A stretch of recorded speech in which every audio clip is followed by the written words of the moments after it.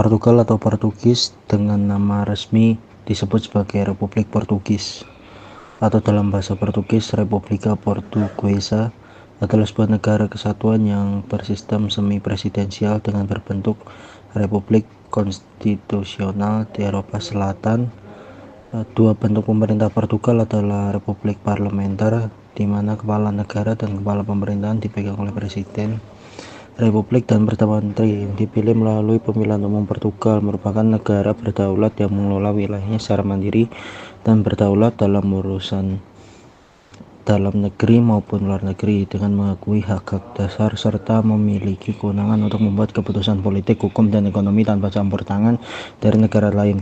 Kedaulatan negara Portugal juga mencakup kewajiban untuk melindungi keamanan, keadilan, dan kepentingan nasional warganya dengan konstitusi dan hukum yang berlaku. Sejarah konstitusi Portugal berawal dari kampanye Serdadu Napoleon di Portugal. Drama besar pun dimulai tanpa keluarga kerajaan di sekitar, dan dengan kedatangan komandan asing seperti Beresford, suasana Portugal jadi semakin panas. Campuran revolusi dan pengaruh liberalisme Spanyol menciptakan gelombang ketidakpuasan di negara itu. Tak ketinggalan, pada 16 Desember 1815, Brasil diangkat menjadi kerajaan bersatu dengan Portugal, dan Johannes VI naik tahta pada Maret 1816 tanpa berniat kembali ke Portugal. Tahun 1817, Beresford menumpas konspirasi di Lisbon yang berujung pada eksekusi Jenderal Masonik Gomes Freire de Andrade. Ketegangan terus meradang hingga saat Beresford berlayang ke Brasil pada Maret 1820 untuk meyakinkan Johannes kembali.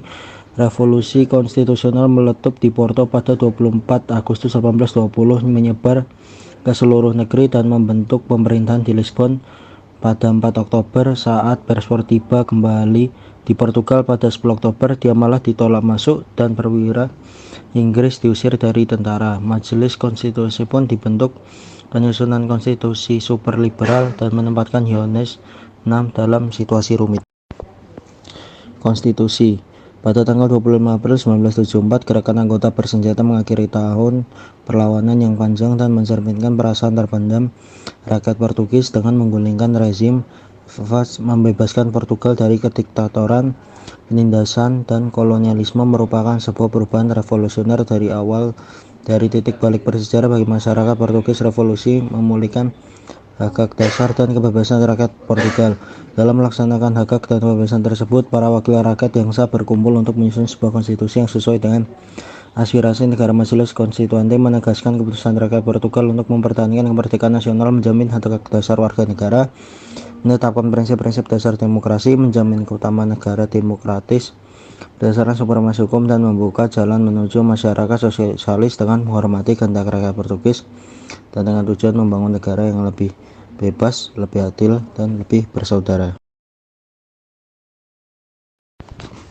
Akhirnya, rasa enggan Johannes untuk pulang berhasil diatasi dengan menugaskan putra sulungnya Peter untuk memimpin Brasil. Johannes mendarat di Lisbon pada 3 Juli 1821. Meski bersumpah untuk menghormati konstitusi, istrinya Carlota Joaquina dan putra kedua mereka Michael menolak bersumpah dan dijatuhi hukuman pengasingan yang sayangnya tidak dilaksanakan.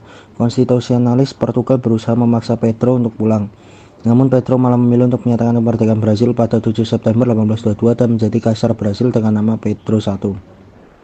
Hal ini memungkinkan adiknya Michael untuk menantang kekuasaan absolutis di Portugal, berusaha meruntuhkan pemerintahan konstitusional. Meski pemberontakan yang mereka pimpin hampir sukses pada 30 April 1824, campur tangan para menteri luar negeri berhasil mengembalikan Johannes VI ke tampuk kekuasaan dan mengasingkan Michael ke Vienna pada Juni 1824. Ius Sanguinis. Ius Sanguinis atau Ius Sanguinis dari bahasa Latin yang berarti hak keturunan atau hak untuk darah, merujuk pada prinsip penentuan kewarganegaraan berdasarkan garis keturunan atau darah. Prinsip ini umumnya diterapkan oleh negara-negara yang berada di daratan kontinental seperti Eropa dan Tiongkok. Keunggulan yang dimiliki oleh prinsip Ius Sanguinis antara lain: yang pertama, mengurangi jumlah warga negara keturunan asing. Yang kedua, mempertahankan hubungan antara negara dan warga negara yang berada di luar wilayah negara tersebut. Yang ketiga, meningkatkan semangat nasionalisme. Bagi negara-negara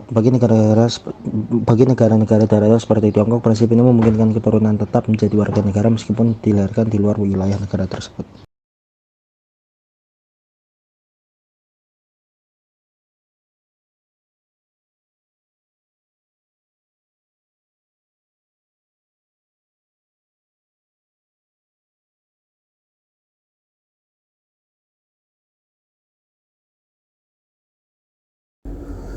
Prosedur impeachment. Prosedur impeachment presiden dan wakil presiden negara Portugal diatur dengan tegas dalam konstitusi Portugal. Langkah pertama dalam proses ini adalah pengajuan proposal oleh setidaknya sepertiga anggota Majelis Republik Assembleia da República yang harus menyertakan alasan-alasan konkret pelanggaran konstitusi atau hukum yang serius. Setelah proposal diajukan, sebuah komisi khusus dibentuk untuk menyelidiki tuduhan tersebut. Lembaga eksekutif. Lembaga eksekutif negara Portugal dikenal sebagai pemerintah Portugal. Bertanggung jawab atas pelaksanaan hukum dan administrasi negara. Pemerintah ini dipimpin oleh Perdana Menteri yang diangkat oleh Presiden Republik. Menteri-menteri yang ditunjuk oleh Perdana Menteri memimpin berbagai departemen, bertanggung jawab atas kebijakan publik di bidang masing-masing. Kabinet pemerintah ini mengadakan rapat rutin untuk membahas isu-isu penting dan membuat keputusan eksekutif. Fungsi utama pemerintahan Portugal adalah untuk menjamin pelaksanaan undang-undang, menjaga keamanan negara, dan memajukan kesejahteraan rakyat. Lembaga yudikatif. Lembaga yudikatif negara Portugal diatur oleh konstitusi dan terdiri dari berbagai tingkatan pengadilan termasuk Mahkamah Konstitusi, Mahkamah Agung, dan pengadilan khusus serta regional. Mahkamah Konstitusi berperan penting dalam menafsirkan konstitusi dan memeriksa konstitusionalitas undang-undang. Mahkamah Agung bertindak sebagai otoritas tertinggi dalam urusan peradilan sipil dan pidana, memastikan penerapan hukum yang konsisten di seluruh negeri. Selain itu, ada pengadilan administratif dan fiskal yang menangani masalah yang berkaitan dengan administrasi publik dan perpajakan. Pengadilan-pengadilan regional dan lokal menangani kasus-kasus pada tingkat pertama, sementara pengadilan banding menangani kasus yang diajukan banding dari pengadilan rendah. Sistem yudisial Portugal bertujuan untuk menjamin keadilan, independensi, dan tidak memihak dalam proses peradilan. Kemandirian lembaga yudikatif dijaga untuk memastikan penegakan hukum yang adil dan efektif.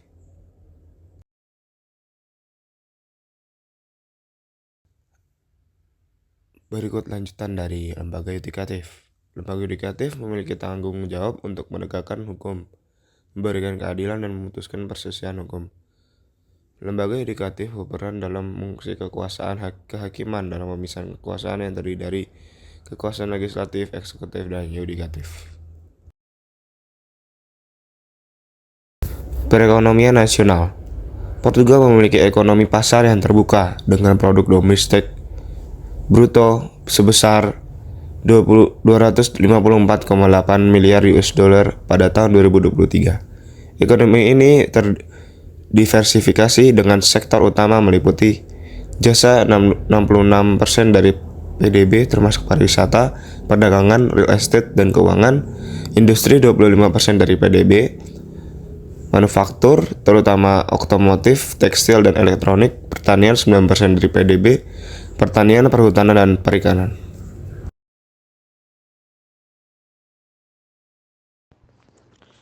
Tata negara Portugal, negara yang dikenal sebagai rumahnya Lisbon, adalah tempat di mana presiden, parlemen, perdana menteri, dan mahkamah tinggi bermain drama dalam pemerintahan. Mereka adalah bintang-bintang utama dalam konstitusi yang memisahkan kekuasaan menjadi tim eksekutif, legislatif, dan yudikatif.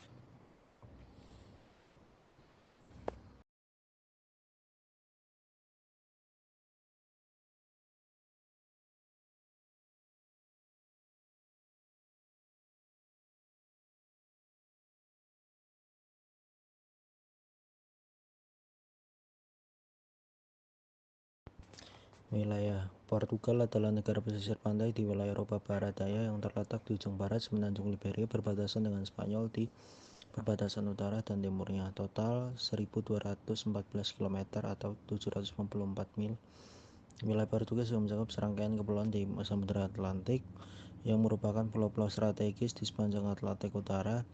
Ekstrem selatan tidak terlalu jauh dan Selat Gibraltar mengantar ke Laut Mediterania. Secara total, negara ini menempati area seluas 92,090 km persegi di mana 91.470 km persegi adalah tanah dan 620 km persegi adalah air.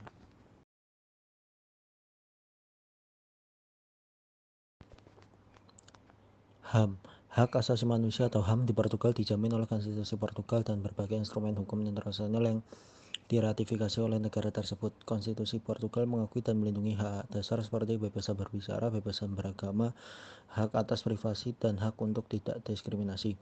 Portugal juga merupakan anggota aktif Uni Eropa dan Dewan Eropa yang memperkuat komitmennya terhadap pelindungan HAM melalui konvensi-konvensi seperti Konvensi Eropa tentang Hak Asasi Manusia.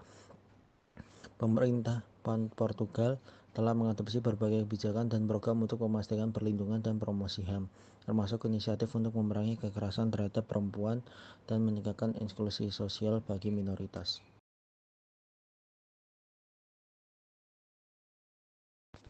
Pemerintahan daerah. Pemerintah lokal di Portugal memiliki peran penting dalam administrasi publik dan otonomi dalam mengelola urusan lokal. Negara ini terbagi menjadi 308 munisipalitas yang dipimpin oleh wali kota dan dewan kota yang dipilih secara demokratis. Pemerintah daerah bertanggung jawab atas layanan dasar seperti pendidikan, kesehatan, infrastruktur jalan, dan perencanaan tata ruang.